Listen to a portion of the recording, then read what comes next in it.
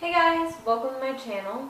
So today I'm going to do my big labor and delivery vlog, and let's get started. I went into preterm labor at 33 weeks pregnant. It kind of happened really suddenly. I had my husband with me at the appointment and my doula, and I was getting a non-stress test. And that day I was supposed to be having a labor and delivery hospital tour.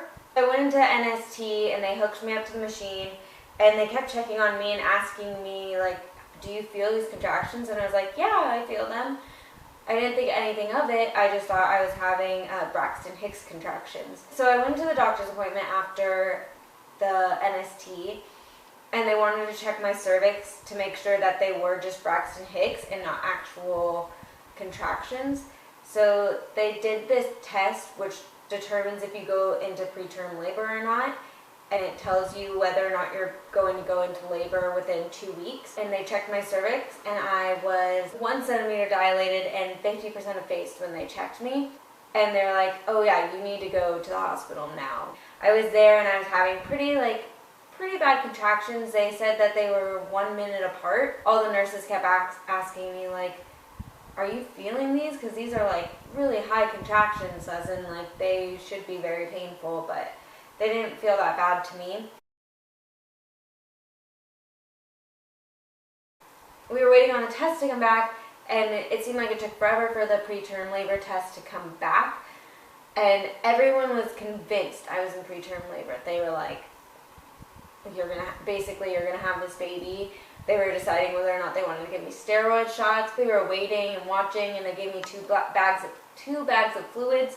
The contractions slowed down and spaced out, and so they were getting a little bit less worried. And then the test came back, and it turned out it was negative, and everybody was shocked. It doesn't guarantee that you won't go into labor, but it's like a 99.2% chance that you would not go into labor within the next 2 weeks. So they kept me and monitored me a day and sent me home. They kept me because I live an hour and a half away from the hospital, and they thought that maybe it was because I was dehydrated. I wasn't drinking enough water. So I go home from the hospital and I'm like, okay, I have 2 weeks where I know for sure I'm not having this baby. And I was still having really bad contractions, and I was drinking a ton of water. And when I would have the contractions, I would just drink a ton of water and then lay on my side and hope that they would go away. And most of the time, all of the time, they did. March 11th was our 6-month anniversary, and I will link that right here if you want to see the video of it.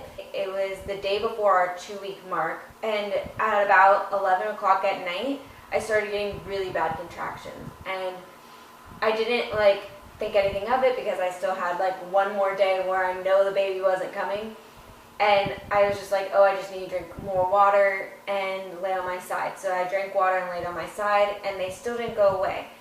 So I was starting to get a little bit concerned, but I read somewhere that if you can sleep through your contractions, then you're not in active labor. So I was like, okay, let's just go to bed. I'm sure I'll be able to sleep. It will be fine. So we get in bed, and my husband immediately falls asleep, and I lay in bed, and I'm playing on my phone or trying to distract myself, trying to fall asleep. But the contractions are getting a little bit more intense and a little bit more frequent, but I still don't think anything of it. And then I couldn't fall asleep for the life of me, and that's when I started to get a little bit worried that they were so painful I couldn't fall asleep. And I kept looking at the clock like, okay, well, it's like 3 o'clock now. So I try my best to fall asleep. And I remember falling asleep. And I woke up and I thought it was morning. And I looked at my clock and it had only been 30 minutes. And I was like, uh-oh, this isn't good. Because I woke up because the contraction was so painful that it woke me up from sleep.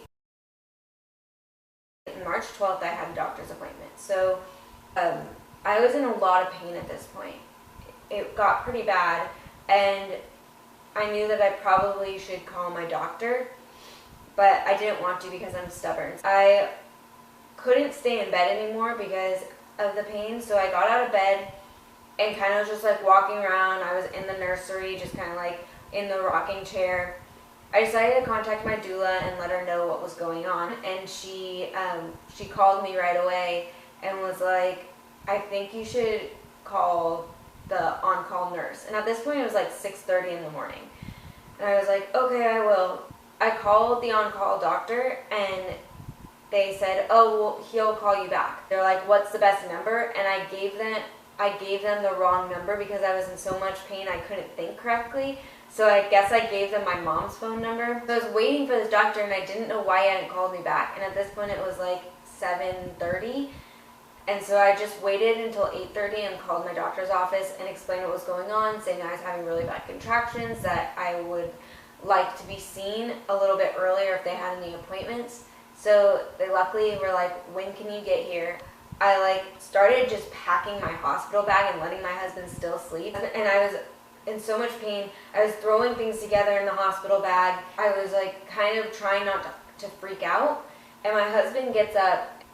He's like, babe, are you okay? And I was like, no, I'm not okay, which is not like me at all, because normally I'd be like, yeah, I'm fine, it's okay, I'm okay. I was like, no, I'm not okay. And I start bawling. And it was just because I'd been up all night. I was exhausted. I called my doula back and told her what was going on. She said, okay, I'm going to go with you to this appointment. I'll meet you there. We were about to go in the car, and I was like, should I grab my hospital bag? And my husband's like, oh, no, I don't think we'll need it. If we need it, I'll come back. So we get to my doctor's appointment. When the doctor checked my cervix again, he said I was 3 centimeters dilated and 80% effaced. And he said, you need to go to the hospital. You're most likely going to have this baby today. And I immediately started crying. And I said, did I do anything? Was it my fault? Was it because I wasn't drinking enough water? Could I have prevented this? And he was like, no, it's not your fault at all. It's completely fine. He was so good at calming me down. I was bawling my eyes out, and I was like, is it okay if I call my mom? So I call my mom and tell her, hey, I'm having this baby today. Get over here, get to South Carolina. So she is freaking out, trying to buy a ticket to fly to South Carolina. My brother's trying to find a ticket to go to South Carolina to be there. We'll cut to us going and getting into the hospital. They put me in this weird room. They just wanted keep looking or something, keep me on watch. Finally, they admitted me to the hospital. They were just basically seeing if I was going to dilate anymore. They checked me again, and I wasn't any more dilated. I wasn't any more phased. When they left, I was like, oh, and I felt a little bit of a gush of something, and I thought, I know this is probably TMI, but I thought it was the jelly that they use when they are checking your cervix. And I wiped, and it was nothing. And I get out of bed because I was I have to go to the bathroom. So I get out of bed, and my doula is still with me, and she was like, wait, don't do anything. And I was like, what? And she's like, look. And she pulls my gown out, and my entire gown is covered in blood. And we were just uh-oh. The doctor came in and was like, oh yeah, that seems like a lot of blood. Let's just keep an eye on it. So they did, and nothing happened. Nothing came of it. I didn't know if it was my bloody show or if it was my water breaking. At 12 a.m. on the 13th, my mom arrived, and then my brother arrived in the afternoon of the 13th. And they were there for a full day, and nothing really progressed. And then that night, the night of the 13th, I started having really bad contractions again, and I couldn't sleep. And so we called in the nurse to check me. Midday happened, and they checked me again, and I was dilated and more phased. So they sent me to labor and delivery. They had me there, and they were waiting for a while, and nothing was happening. But I was having severe contractions where I had to really breathe through them, and I was in a lot of pain. And they were like, oh yeah, so we're going to send you back to antepartum to wait it out. At this point, I was 6 centimeters dilated and 90% effaced. So we were like, it's any time now that this is going to speed up, and you're going to take me back there, and you're going to have to just bring me back. So we had this amazing nurse who was like, listen, I'm going to go talk to them and see if we can keep you. So she did, and they ended up keeping me. My doctor was actually the doctor that was staffed at the hospital. So he checked my cervix, and I was 7 centimeters dilated and 90% effaced still. And he said, okay, we're getting ready, it's about time. That was overwhelming, and I was like, well, does that mean that you're gonna like deliver my baby? And he was like, yeah, it looks like it. We waited for a few hours, and he said he would check me again, and he did. This time I was 7 centimeters dilated and 100% effaced. And so he was like, okay, like, let's get ready, like, we're gonna get started. I started bawling and freaking out, and I was like, can I have the epidural? But then I was freaking out about getting the epidural. I'm not, like, afraid of needles because I am a type 1 diabetic, but for some reason, being faced with the epidural freaked me out. And I knew from the beginning I wanted an epidural, but for some reason when it happened, like, I was terrified. And my husband was in the room with me. It was just me and my husband and the anesthesiologist and a nurse.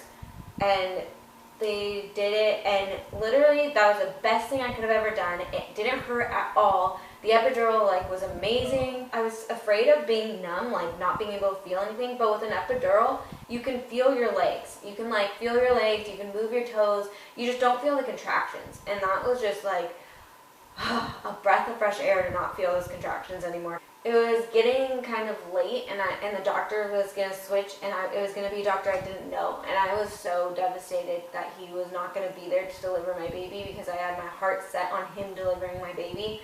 But the doctor decided that he would stay late, and same with the nurse. They surprised me and said, like, no, we're going to stay for you to have this baby. I started pushing with the nurse, like practice pushing, but it was actually pushing, and that's when I was like, uh-oh, this is hard. The first set of pushes, I was exhausted after. Like, it just took one set of pushing for me to be like, uh-oh, I'm not sure if I can do this anymore. And that was a really scary thought for me. To push is so hard. You don't really, like, the contractions were nothing compared to pushing. I was progressing a little bit, but not like that much, and then the doctor came in, and I would push with the doctor, and you have to get to a certain point, and then then it really gets going. I was pushing and pushing and pushing, and I was getting so exhausted. I pushed for like probably an hour, and they're like, oh my gosh, we can see the head, and like every time we pushed, and then it would like go back. She'd go back every time I relaxed, and then I'd push, and they would see the head, and then they would go back. So I wasn't like getting past that like point. I'd like just to go under the pelvic bone, and I wasn't pushing hard enough to do that. So I pushed for a good, I would say 2 hours before that actually happened. And in between pushes, I was getting so tired that I was passing out. My body just was giving up. And then they would be like, okay, you're having another contraction, push. So I would push again. I would do the 3 sets of pushes, and I would relax, and I would fall asleep or I'd pass out. And I like pushed, and finally my husband said, like, I can see your head, and that was like the best moment. Like, I just broke down in tears and was like crying, and that's when things like started really going. It was an amazing moment to see my husband and my brother and my mom and my doula and everybody. Literally, people could hear us outside. Everyone came in and was cheering me on, like, push, push. It was so awesome. I had such a good support group. I had the nurse putting like ice packs on my head, my brother fanning me, my husband was holding my legs, my mom handing me water. Like, it was just so amazing to have all that support. I pushed for another hour, so a total of 3 hours, and then she was out, and that was the best moment of my life. She ended up being sunny side up, so baby, when they come out of you are supposed to be face down. She was face up, which is one of like the hardest vaginal deliveries to do. So that's why it took me 3 hours to push her out. I was so tired at this point, and I guess I lost about 1 liter of blood, so they were pretty worried about me. And the baby had really low blood sugar, so they took the baby away from me. Everything worked out.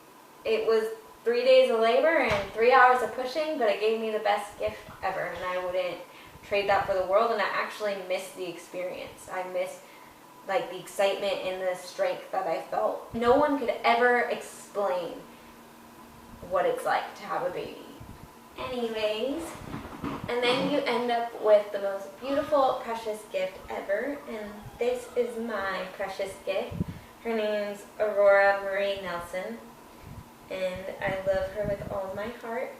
She came out with a full head of hair, and she is absolutely stunning. If you want to see more, subscribe to my channel, give this a thumbs up, and share it. Or you can follow me on all my social medias, which will be linked down below. Thank you so much for watching, and I hope you guys have a good day and healthy pregnancy.